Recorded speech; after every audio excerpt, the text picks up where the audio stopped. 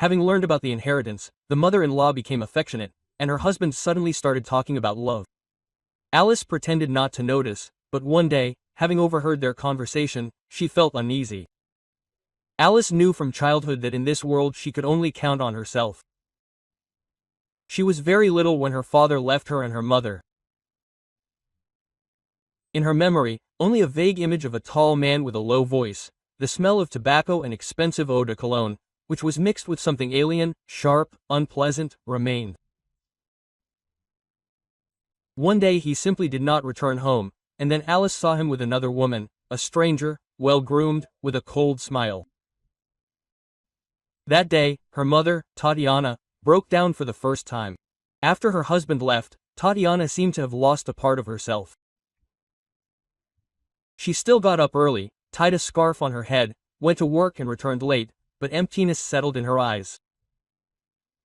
In the evenings, she sat by the window, looking into the darkness, mechanically stroking her daughter's head.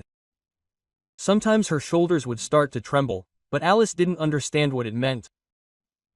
She simply pressed herself closer to her mother, hoping that her warmth would help. Life had become an endless struggle. There was not enough money, and Tatiana worked without days off, but fatigue and anxiety gradually ate away at her from the inside.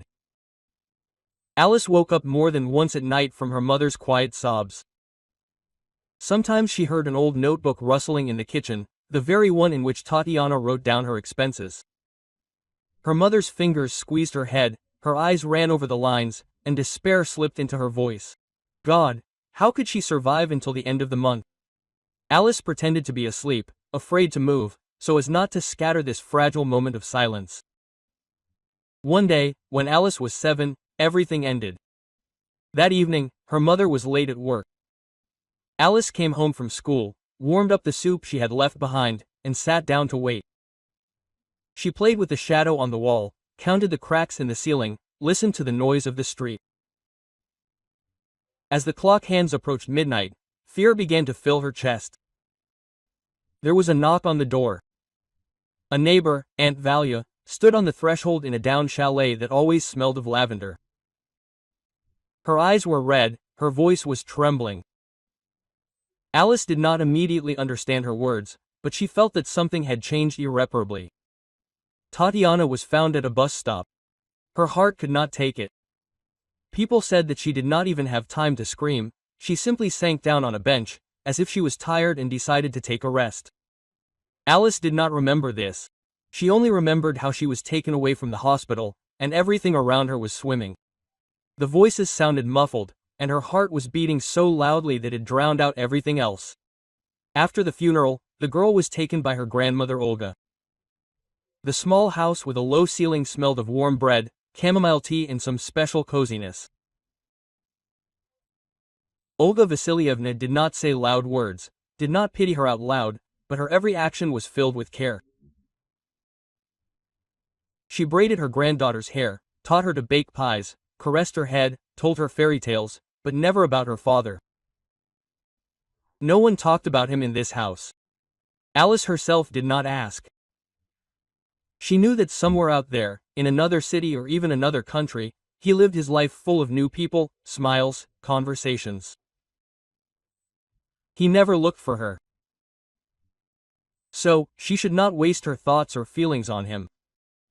But on the coldest evenings, when the rain pounded outside the window, Alice still imagined how it could have been different if her father had stayed. If he had picked her up in his arms, thrown her high into the air and caught her, like dads do in movies. If only he had said at least once, "I miss you." But none of that happened.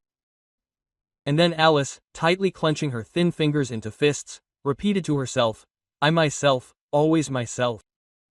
After her grandmother's death, the house was filled with oppressive silence.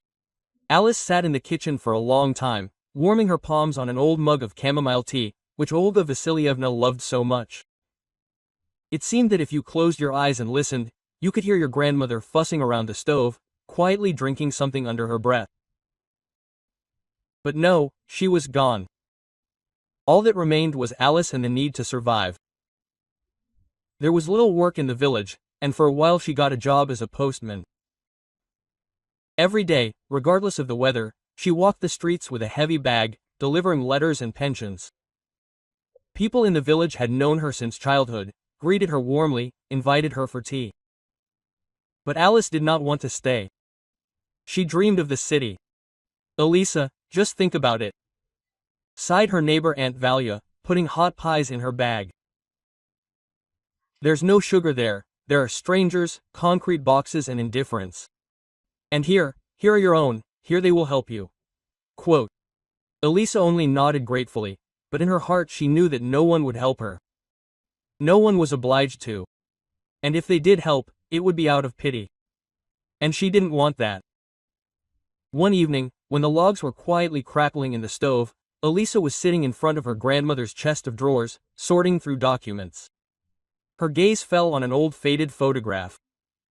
Young Olga Vasilievna with her husband, in whose eyes some kind of inner strength shone. "Grandma, how did you end up leaving your home?" she asked quietly into the past, into the void. "Was it scary?" Of course, there was no answer. Only a slight creak of floorboards. A week later, Alice made a decision. She couldn't sell the house. It was old, falling apart. Buyers just shook their heads and left. But she had a small amount of money and a huge desire to change something. "Are you sure?" Aunt Valia asked, walking her to the bus. "Maybe you could at least wait, save up some money?" Quote, "I've been waiting my whole life anyway." Alice pulled her backpack over her shoulders and smiled. "It's time for me to go." The first time in the city was hard. A rented room in a communal apartment with constant scandals behind the wall, cheap semi-finished products instead of a normal dinner. Fatigue that fell on her shoulders with such force that sometimes Alice just fell onto the bed without undressing. But she didn't complain. She knew that the worst thing was to go back and admit defeat. Studying was hard, but she liked it. Marketing turned out to be a world of logic and psychology, strategies and cunningly constructed schemes. Alice studied during the day, and in the evenings she worked as a waitress in a small cafe. "Are you staying up late again?" asked her roommate Lena, when Alice once again returned closer to midnight. Again, Alice smiled tiredly, taking off her jacket. "And if you rush the lecture tomorrow?" "Then I'll drink a double coffee and hold out until the evening," she answered, stretching her numb fingers. The years flew by in a work, study, short nap mode. Elisa managed to change several part-time jobs, was a waitress, a salesperson in a bookstore, an administrator in a fitness club. And finally, after graduation, she got a job as an assistant in a marketing agency. It was the lowest level in the company, but she knew it was only the beginning. The first day was busy. Tons of paperwork, calls, meetings, endless requests from her bosses. When Elisa went outside in the evening, her fingers were shaking from fatigue. "So, how was the first day?" Lena asked, meeting her in a cafe where they sometimes had a snack. "It's like I was put through a meat grinder," Elisa snorted, sipping hot tea. "But, you know, I like it. You won't stop, right?" Quote. Alice looked at her friend and smiled. "Of course not." One day on a day off, when Alice finally allowed herself to take a little rest from work, her friend Marina persuaded her to go out of town. "Have you already forgotten what the sun looks like?" Marina said reproachfully, pulling Alice out of the office. "You have work, work, and more work. When was the last time you just relaxed?" Quote. "I don't remember," Alice admitted honestly, pulling on her jacket. "That's right. Let's go." They went to a recreation center, a small complex on the shore of a lake, where you could rent a gazebo and just enjoy the silence. Marina dragged a blanket, a thermos of coffee, and even homemade pastries. Alice sat down by the water, inhaled the fresh air, feeling the tension gradually disappear. "But it's really nice," she smiled, sipping her coffee. "And you thought?" Marina chuckled. "Sometimes it's good to get out of your shell."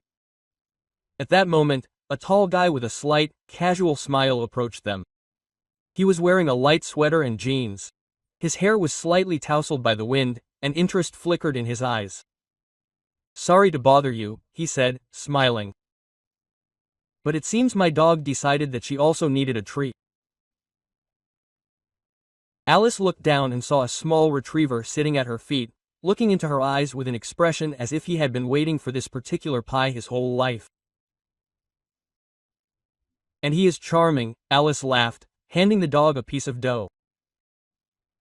He knows how to bribe women, the guy grinned. Danilo. Alice, she introduced herself, feeling Marina nudge her in the side from under her back. Oh, sorry, but I'll intervene, her friend intervened, clearly amused. We need to know more about you, Danilo. For example, how often does your dog use you to meet people? Always, he admitted, sitting down on the grass next to her. But this time I'm really glad he did. Alice smiled involuntarily. They talked all evening. The conversation with Danilo was easy, as if they had known each other for a long time. He turned out to be an architect, passionate about his work, but not forgetting about life. Quote, I love traveling, he said, looking at the lake. But you know, I think the most important thing is who you travel with. That evening, for the first time in a long time, Alice felt that there was someone next to her who saw her not just as another employee in the office or an ambitious careerist. He saw her, an ordinary girl who loved the smell of fresh coffee and long conversations by the water. After that meeting, they began to see each other often. Danilo appeared in her life unobtrusively, but confidently. He picked her up from work, brought her favorite tea, joked when she was tired. After 2 months, Alice could no longer imagine her day without him. Quote, I'll take you away, he said one day when they were sitting in a small cozy cafe. Where? She laughed. To a better life. Danilo took her hand. I love you, Alice, marry me. The proposal was not a surprise to her, but it still made her heart beat faster. She looked at him, at his sincere eyes, and suddenly realized that she really wanted to be with him. Quote, Yes, she answered quietly. A month later there was a wedding, modest but warm. Alice was happy, believing that a quiet family life awaited her. She packed her things and moved into her husband's house, not even suspecting that with this step she was entering a world where another woman, his mother Lyudmila Pavlovna, was in charge. Alice remembered the first day in the new house forever. She entered with a suitcase into a spacious but cold apartment, where every object seemed alien. The air smelled of expensive perfume and fresh coffee, but behind all this there was an invisible tension. Lyudmila Pavlovna greeted her with perfectly calibrated politeness. A smile, a look with a slight shade of contempt and a voice in which a dry note slid. Quote, Well, Alice, welcome to our family, she said, slightly raising her eyebrows. I hope you understand that you now have other responsibilities. Of course, Alice nodded, trying not to show that she was uneasy. Danilo hugged his wife with a smile, but immediately hurried to his office for work. Alice was left alone with Lyudmila Pavlovna. Quote, You should know that my son is a serious person, he needs a worthy companion, the mother-in-law said slowly, examining Alice from head to toe. I understand, Alice answered meowingly. I hope so. Quote, Lyudmila Pavlovna, shaking her head slightly, turned away and went to the kitchen. By the way, our breakfast is at 7 o'clock in the morning, and lunch is exactly at 1. We don't like chaos in the house. Elisa didn't understand then that these were the first warning signs. At first, she tried to earn her mother-in-law's favor, cleaned up after herself, helped in the kitchen, offered to help around the house. But the more she tried, the more Lyudmila Pavlovna found something to find fault with. You spend too much time cleaning, she said, watching Elisa wash the dishes.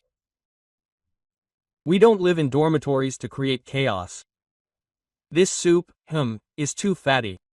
Danila doesn't eat that. Are you going to keep wearing this robe? Men like it when a woman looks well-groomed. Elisa pressed her lips together, but endured. For Danila's sake. He was her source of fragrance, her support. Mom is just worried about us, he said when she cautiously shared her discomfort. I know, Alice sighed, it only got worse with time. Lyudmila Pavlovna never missed an opportunity to remind her that Alisa was a nobody. You have no family, no connections, she once remarked at dinner. It's good that Danilo is generous and doesn't look at such things. Danilo remained silent. Danya, Alice asked quietly, hoping that her husband would intercede. Mom, please, he muttered, but there was no confidence in his voice. What, Mom? I'm telling it like it is, her mother-in-law shrugged. Alice looked down. A year passed, then a second. Alice worked, tried to ignore the barbs, smiled at her husband, although a feeling of loneliness grew in her soul. She saw how Danilo avoided conversations, how he avoided topics that could cause an argument. He didn't want conflicts, and Alice understood him, but that didn't make things any easier. One evening, returning from work, she found her mother-in-law in their bedroom. Lyudmila Pavlovna was calmly sorting through Alice's things, examining them, as if assessing their suitability. What are you doing? Alice froze on the threshold. I'm just looking. She answered calmly, don't think that I don't trust you, but there must be order in everything. You have no right. This is my son's house.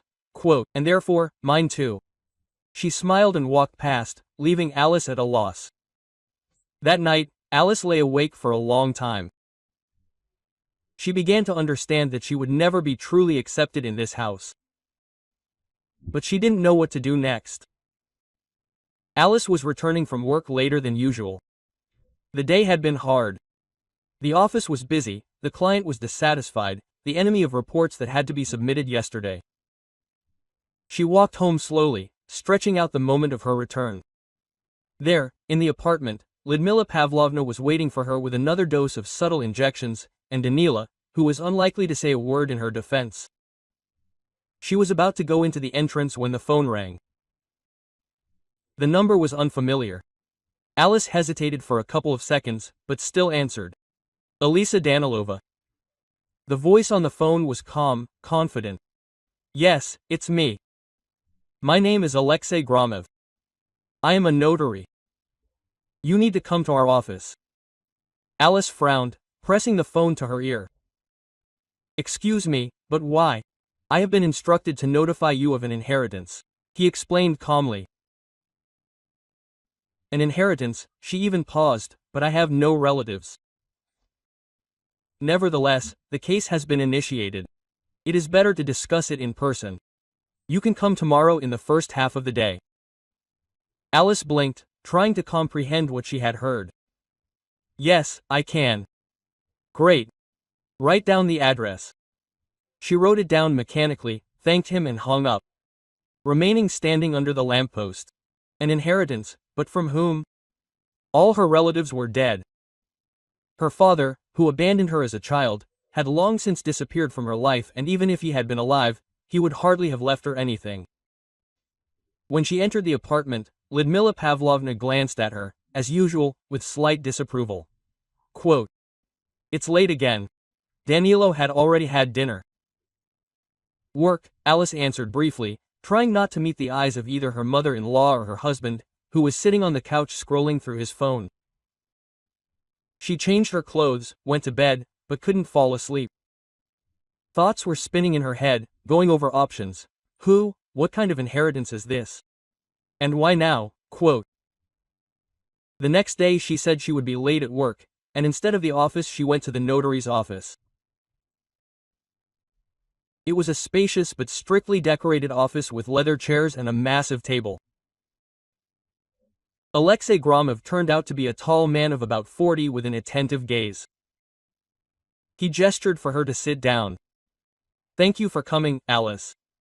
I understand that this is unexpected. Quote. Yeah, she grinned. Can we get straight to business? Gromov nodded, took out a folder, and opened it. Your father, Viktor Sergeyevich, made a will before his death. You are his only heir. Alice felt a pang inside. Father's words stuck in her throat. Yes, he left you an estate in Italy, elite vineyards, bank accounts and a collection of paintings. Alice looked at him, stunned, not knowing whether to laugh or cry. But he left me. He never looked for me. Why now? Gromov slightly moved the papers and looked at her with sympathy. Perhaps this was his way of fixing everything. Alice was silent. She couldn't get her head around it. All her life she considered herself useless to anyone. And now it suddenly turns out that her father not only remembered her, but also left her a fortune. Are you ready to take up the right of inheritance? Alice took a deep breath. I need to think. She stood up, said goodbye, and went outside. Her head was buzzing with thoughts. What now? She knew one thing. No one should know about this for now. Especially Danila and his mother. Alice was sitting in a small cafe not far from the notary's office, clutching a cup of coffee in her palms. Her fingers were shaking slightly. But she couldn't tell if it was the cold or the overabundance of thoughts. The inheritance. Her father. Italy. She glanced again at the envelope the notary had handed her. Inside were the documents confirming her right to the inheritance, a letter from her father, and several photographs. Alice hesitated before opening them. Taking a deep breath, she tore open the edge of the envelope and took out a folded piece of paper. The handwriting was neat, clear, but slightly uneven, as if her hand was shaking as she wrote. Dear Alice, I know that for you I am just a shadow from the past. I am the one who left, the one you may have erased from your life long ago. And I have no right to ask your forgiveness. But before I go, I must at least try to explain why everything happened this way and not otherwise. She swallowed, feeling a chill run down her spine. When I left you with your mother, I was young, stupid, and cowardly. I was afraid of responsibility, afraid of poverty, afraid that I would not be able to give you a decent life. Then I was offered a job abroad, and I decided that this was my chance to start over. I left you, convincing myself that it would be for the best. But the truth is, I just ran away. Life in Italy was not a fairy tale at first. I worked, I clung to every opportunity, I rose from zero. Over time, I managed to create a wine business, which turned into a successful enterprise. But do you know what haunted me all these years? Thoughts about you. I followed your life from afar. I learned that your mother had left, that you were left alone. I wanted to go back, I wanted to take you, but I didn't know how. Every year I put it off, found an excuse, until I realized that time was running out. Now there is almost no time left. I will not have the opportunity to make amends in person, but I want to leave you what I have created. It will not atone for my mistakes, but maybe it will at least help you a little. Everything I have is now yours. If you want, you can just forget about me. But if you can, forgive me. Your father, Victor. Alice finished reading and slowly lowered the letter onto the table. Her chest tightened with mixed emotions, anger, bitterness, unexpected warmth. She was expecting some kind of feeling of triumph, because now her life could change dramatically. But instead, there was only an empty, nagging feeling of loss in her soul. She laid out the documents in front of her. At her disposal now was an estate in Tuscany with huge vineyards, an old mansion that once belonged to a noble family, counting in banks with sums that were even scary to realize, and a collection of paintings valued in the millions. This was not just an inheritance. It was a whole new world, to which Alice had nothing to do. Her father had become rich. He lived in beauty, drank the best wine, traveled. But he never came to her, never wrote until he realized that he was dying. Alice smiled bitterly, quote, "It's too late, Dad," she whispered. She didn't know if she could forgive him, but she knew one thing: her life would never be the same again. Alice had put off this conversation for a long time, but she understood that there was no point in hiding the truth. In the evening, when they were alone in the guest room, she took a deep breath and said, "I need to tell you something." Her husband tore himself away from the phone and looked at her in surprise. Did something happen? I was at the notary's, Alice began, trying to keep her voice even. I was left an inheritance. Danilo frowned, as if he didn't understand right away. An inheritance from whom? Alice pressed her fingers into the lock. From my father. He slowly put the phone on the table. The one who left? Yes, she nodded. He lived in Italy, was in the wine business. Before he died, he left me an estate, vineyards, paintings and money. Danilo was silent for a few seconds, and then he smiled. Alice, this is amazing. She breathed a sigh of relief. You're not angry? Why would I be angry? It's your father, your money. Now we'll have new opportunities. Alice wanted to believe that he was truly happy for her, but deep down she felt some strange tension. The next morning, as always, Lyudmila Pavlovna was the first to enter the kitchen. She poured herself some coffee with a familiar movement and cast an appraising glance at her daughter-in-law. Quote, "And why do you look so happy?" she remarked coldly. Alice wondered whether she should say anything, but since Danilo had supported her, there was no point in remaining silent. Quote, "I've inherited something," she answered calmly, stirring her tea. Lyudmila Pavlovna was about to make another caustic comment, but suddenly froze. What inheritance? From my father. For the first time in a long time, her mother-in-law was speechless.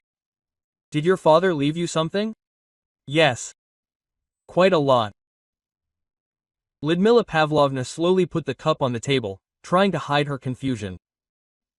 That's how unexpected it was, of course. Alice watched as her mother-in-law's eyes changed in a matter of seconds. It was even funny.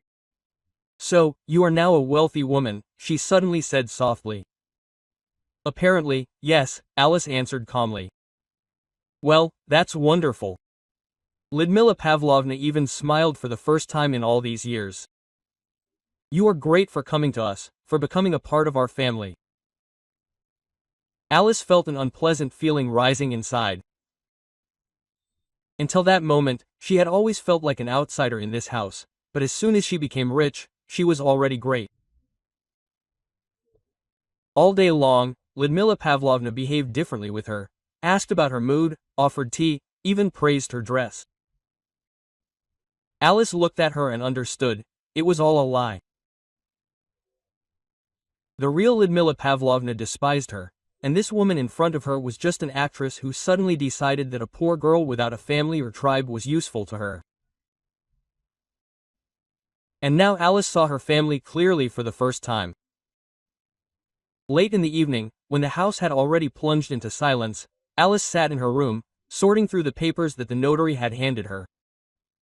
Now that the emotions had subsided a little, she began to realize the full scale of the changes. She could leave everything as it was, or turn her life around, become independent, finally get out of the shadow of this family. As Alice left her room and headed for the kitchen in the hallway, she heard a muffled voice from the next room. The voice of her mother-in-law. Quote, Danya, you don't understand, Lyudmila Pavlovna whispered irritably. This is not just money, it's a fortune. We can't let her leave and take everything with her. Alice froze. Mom, but what can I do?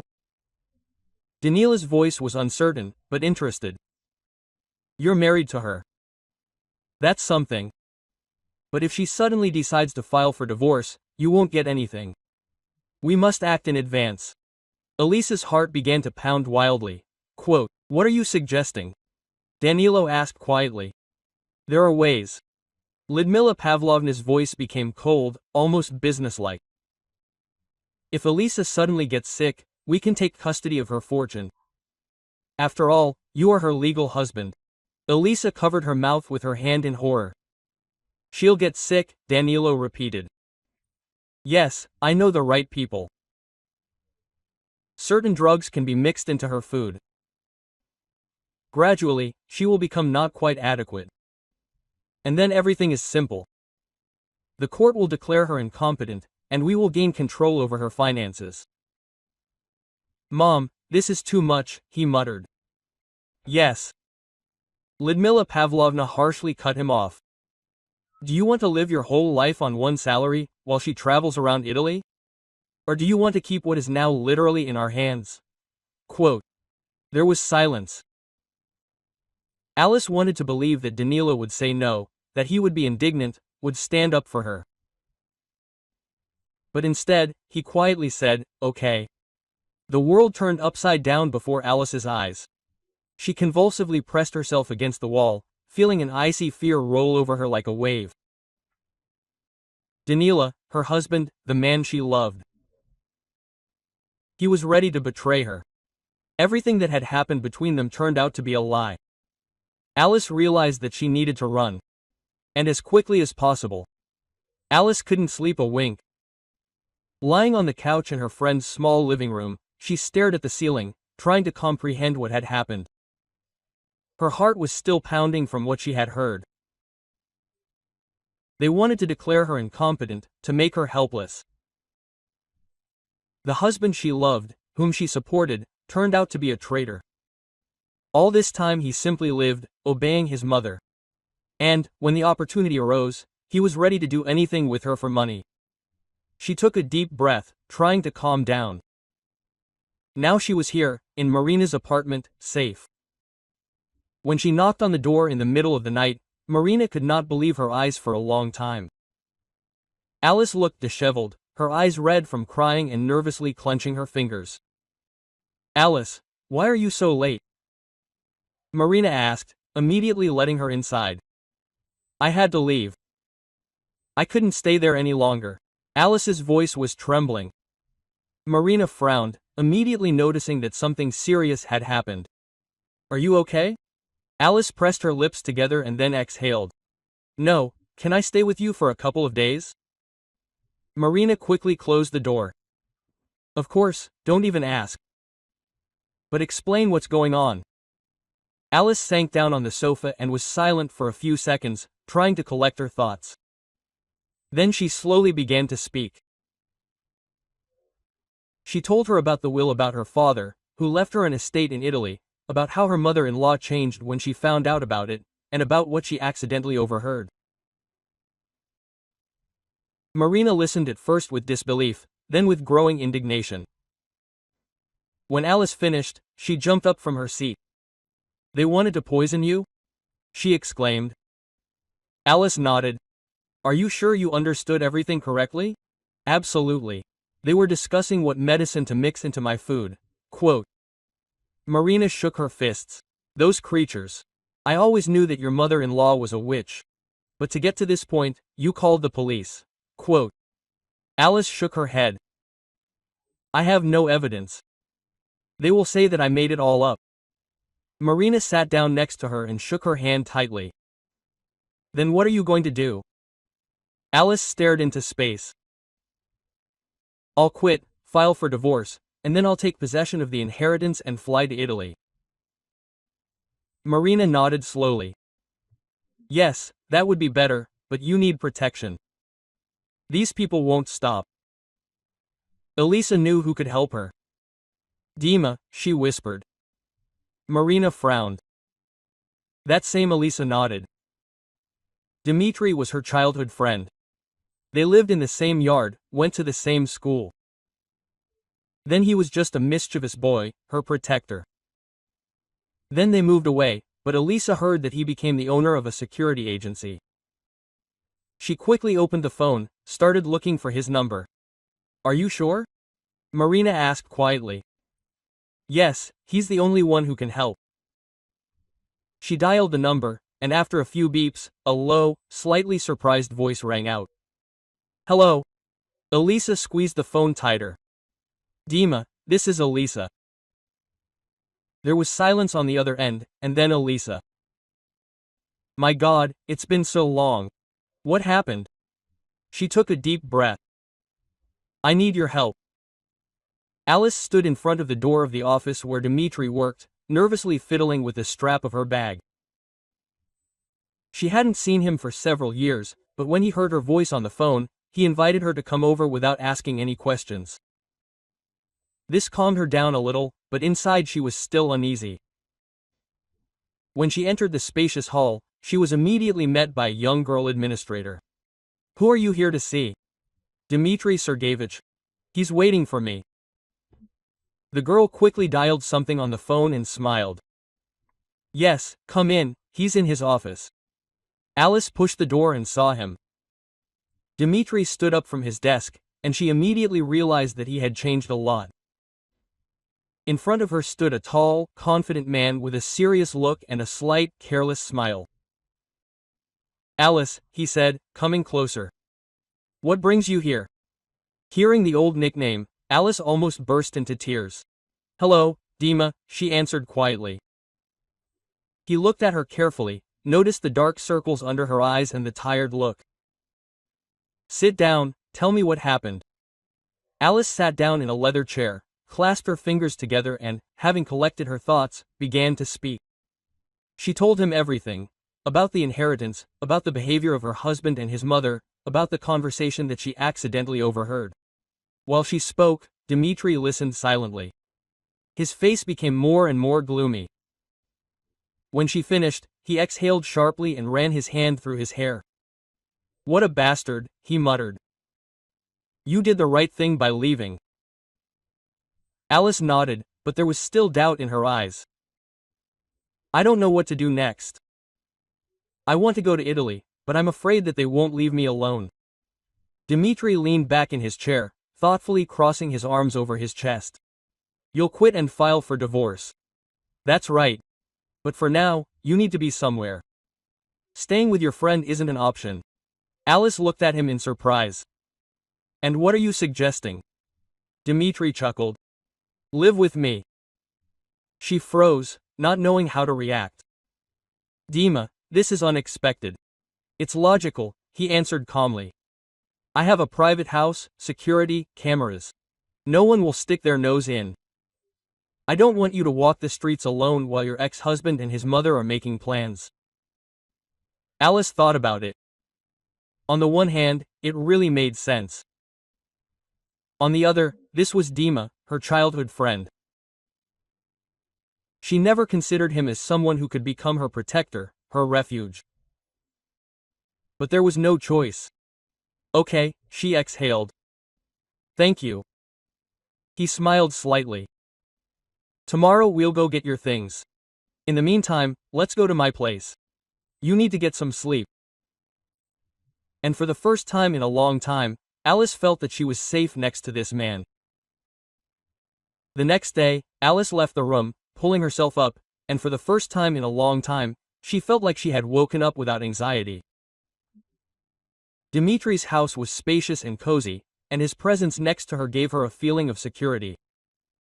She went downstairs, where the aroma of coffee was already wafting through the kitchen. Dmitry was standing at the stove, flipping pancakes. "Good morning," he smiled, looking at her. "Good," Alice replied, sitting down at the table. Dmitry poured her coffee and sat down opposite her. "Today we need to get your things. Are you ready?" Quote. She nodded. "Yes, I want to finish this as quickly as possible." "Great. After that, we'll go to your office, file a notice of resignation, and then go to court to file for divorce." These words sounded as simple as if they were discussing a shopping list. But for Alice, this was the end of an entire chapter of her life. They drove up to Danila's house in the afternoon, when Lyudmila Pavlovna usually left on business. Alice hoped to take her things quickly and unnoticed, but as soon as she got out of the car, Danila came out of the entrance.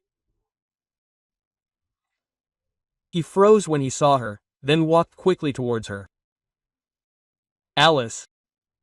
Her voice was tense. She pulled herself together internally, trying not to show her emotions. "Hi, Danila. Where have you been?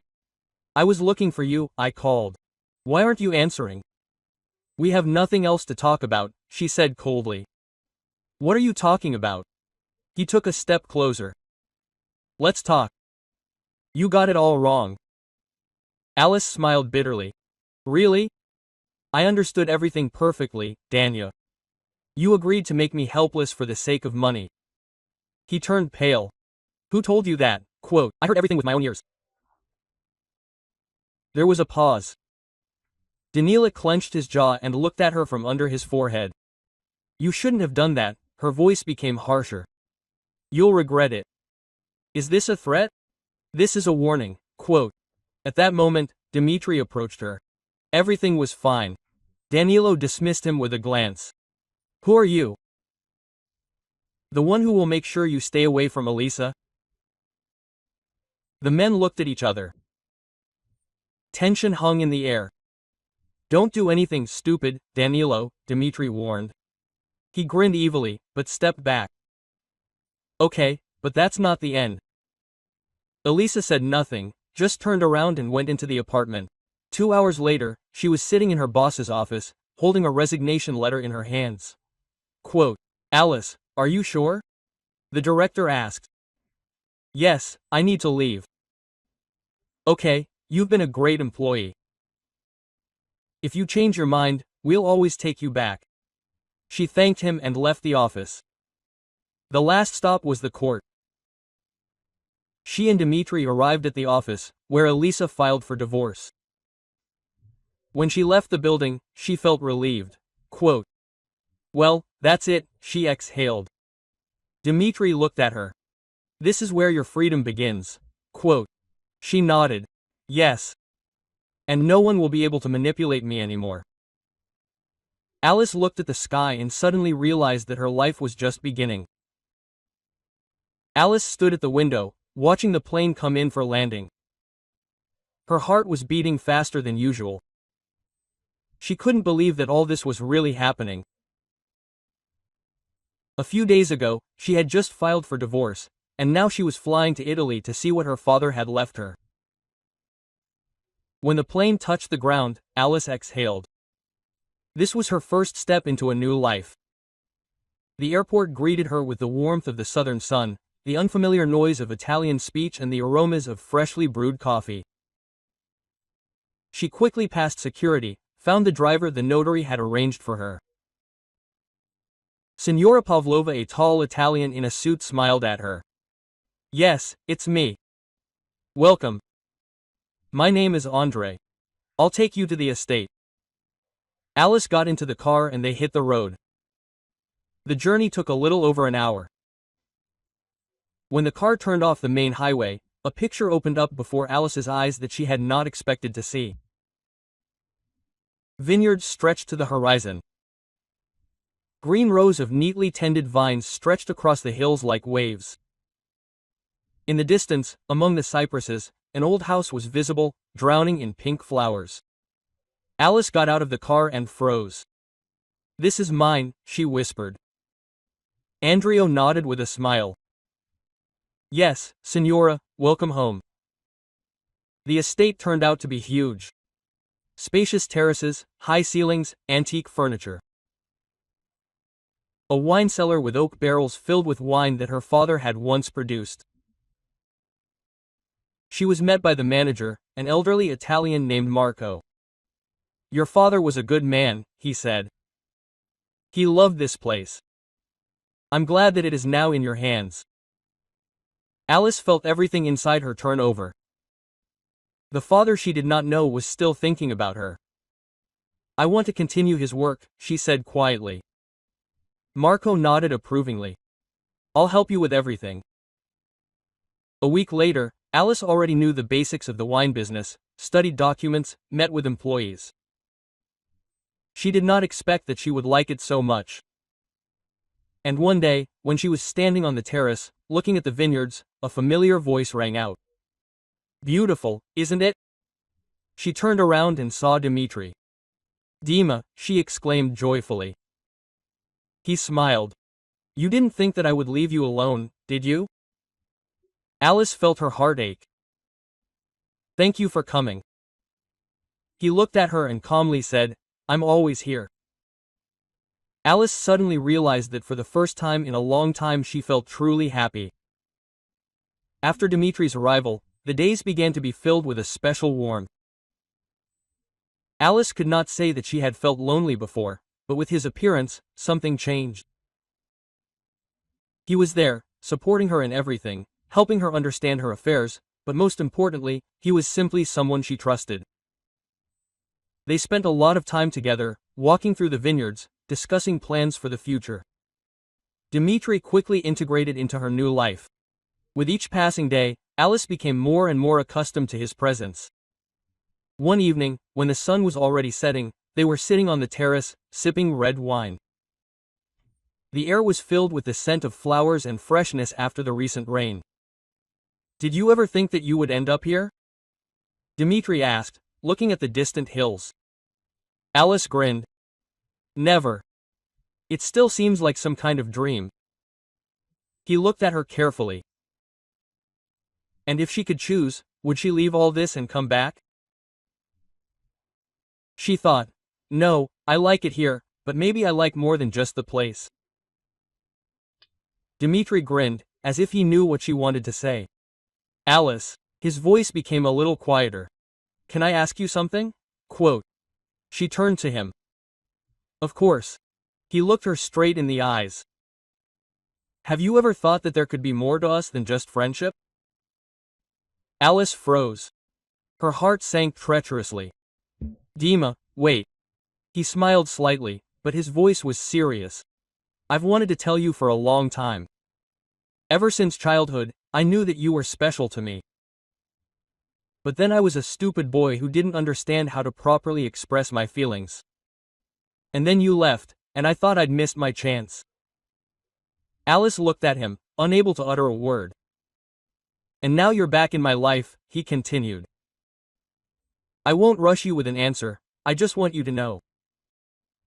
She looked down, feeling everything inside her turn over. Just recently, she thought that after Danila she would never be able to trust a man.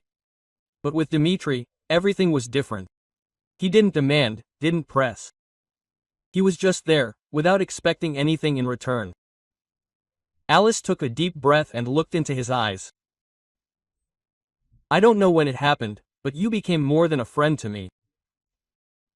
A warm, sincere expression appeared on his face.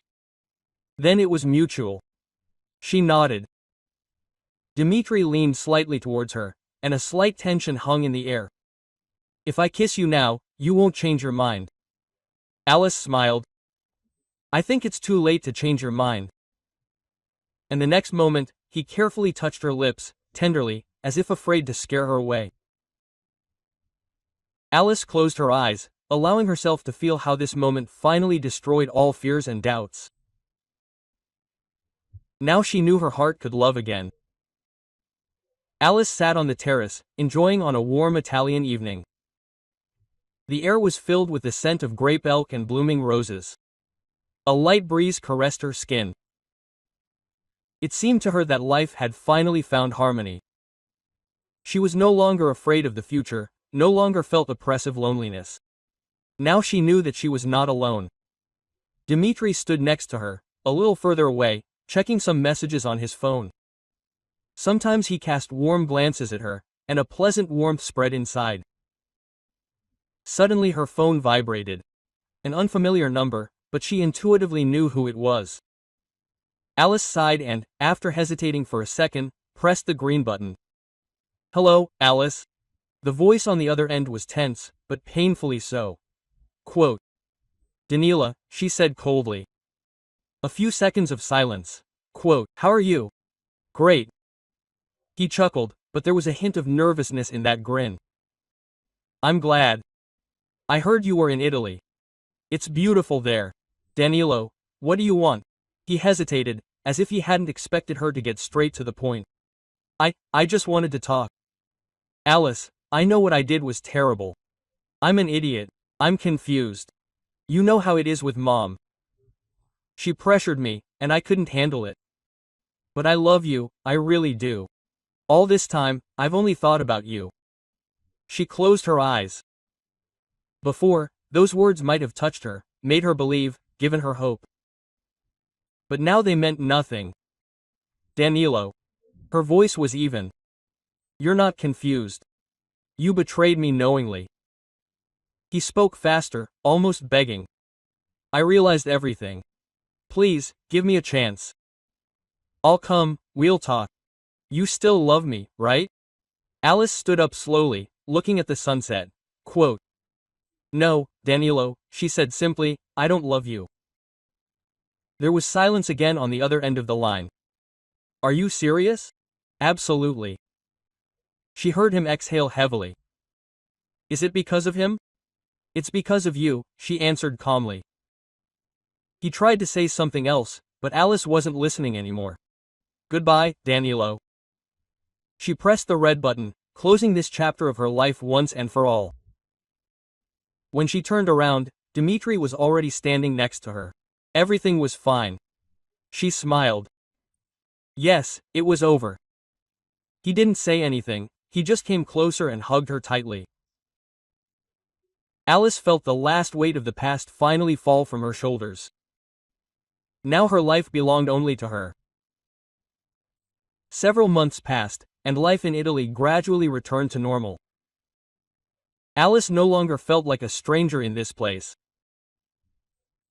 She learned a few phrases in Italian, got used to the measured rhythm of life on the estate and began to truly understand what it meant to be its mistress. Dmitri was there all this time. He didn't just support her, he became a full-fledged part of her life. Together they worked on the winery, sorted out documents, went to meetings with partners. One evening, when they were sitting on the terrace with glasses of fresh white wine, Alice thoughtfully looked at the vineyards. Quote, I never thought I could live like this, she said. How? Dmitri asked, turning to her. Without the fuss, without the constant feeling that I owe someone something. Everything is different here. I breathe deeply, I feel like myself. Dmitri put the glass on the table. So you decided to stay? She smiled and looked into his eyes. I think so. He was not surprised, he simply nodded. I'm glad. You can leave at any time too, she said softly. Dmitri chuckled. Alice, if I wanted to leave, I would have already left. She suddenly realized how accustomed she had become to his presence, how he had become a part of her everyday life, her new life. Quote, thank you for staying, she said quietly. He said nothing, just covered her hand with his. Life in the estate went on. Alice was getting deeper into the wine business. Her marketing advice was starting to pay off. She was entering a new market, developing the business that had once belonged to her father. And one day, when the sun was setting behind the hills and the air was filled with the scent of flowers from ripe grapes, Dmitri did what he had been meaning to do for a long time. They were walking in the garden, talking about little things. Alice was telling something, laughing, when she suddenly noticed that Dmitri had stopped. What happened? She asked. He looked at her with that same smile that always warmed her inside. You know that I love you, right? She was a little confused, but nodded. Yes. And you know that I will not go anywhere, no matter what happens. Of course. Her voice was soft. He sighed, as if collecting his thoughts. Then I only had one thing left to ask. He took a small box out of his pocket, opened it, and an elegant ring sparkled before Alice's eyes. Marry me, he said simply. Alice froze. She looked now at the ring, now into his eyes, in which sincere tenderness was read. She knew that this was not an impulsive decision, an ugly picture, not a burst of emotion. This was a man who knew her better than anyone, who was there when she was falling apart and stayed when she began to build herself up again. And suddenly she felt so light. Yes, she said simply. Dmitri smiled and put the ring on her finger. I love you, he said. Me too, she whispered. The wedding was small, intimate, but incredibly beautiful. They signed the papers in Italy among the vineyards, surrounded by their closest people. Marina flew in to be there, and Marco, the old manager of the estate, proudly made a toast to the new mistress of the house. Alice felt truly happy, and a few months later she found out that she was expecting a child. When she told Dmitri about it, he just hugged her tightly and whispered, now we have everything. And she knew it was true. Thank you for listening to the story. Sorry for the mistakes. Write in the comments what you think. If you liked it, subscribe to the channel.